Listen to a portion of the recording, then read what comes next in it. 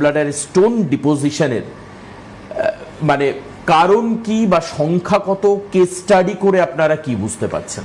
যেটা হয়েছে যে মানে গল ব্লাডার স্টোন বা পিত্তথলিতে স্টোন আজকের দিনে প্রচুর সংখ্যা বেড়ে যাচ্ছে। তার মেইন কারণ হচ্ছে আমরা একটা হাই ফ্যাট ডায়েট, মানে সাডেন ওয়েট লস, ডায়াবেটিক্স বা আমাদের ফুড হ্যাবিট, জাঙ্ক ফুড খাওয়ার এই যে প্রবণতা বাড়ছে, তাতে হচ্ছে কি মানে গল ব্লাডারে স্টোন হওয়ার যেটা প্রবণতা অনেক বেড়ে গেছে।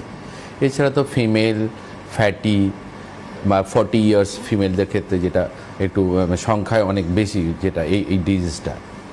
তাছাড়াও আজকাল দেখা যাচ্ছে যে মেল পেশেন্টদের সংখ্যা অনেক বাড়ছে। তো মেইন কারণ মনে হয় বেশি মেয়েদের মানে ফিমেল ফ্যাটি 40 ইয়ার্স এই ক্ষেত্রে একটু সংখ্যাটা অনেক ফিমেল হতে হবে, তাকে ওবেস হবে, ফ্যাট থাকবে, আর 40 ইয়ার্স মোটামুটি অলমোস্ট তাকে 40 ক্রস করতে। এক্স্যাক্টলি কিন্তু দেখা যাচ্ছে যে আজকাল মানে বিলো 40ও অনেক ক্ষেত্রে গল ব্লাডার স্টোন হয়ে থাকে।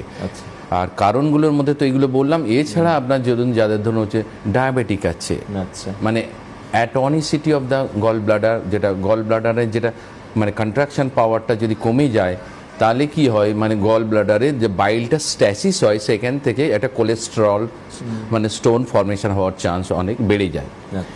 এই ধরনের ক্ষেত্রে অনেকটা বেশি থাকে। যাদের লিভার ডিজিজ থাকে সেখানে অনেক কোলেস্টেরলের সংখ্যা মানে পরিমাণ বেড়ে যায়, স্টোন হওয়ার অনেক এটা বেড়ে যায় প্রবণতা। আচ্ছা, মানে এইগুলো হলে বাড়ে। আর একটু মেল পেশেন্টদের ক্ষেত্রে যেমন যদি আমি বলে থাকি, সেটা হচ্ছে যেমন হচ্ছে ওয়ান কজ হচ্ছে ডায়াবেটিক, যেটা বললাম due to the atonicity of the gall bladder wall contraction. 2 number high fat diet, ডায়েটে যদি প্রচুর পরিমাণে ফ্যাট থাকে সেক্ষেত্রে হতে পারে।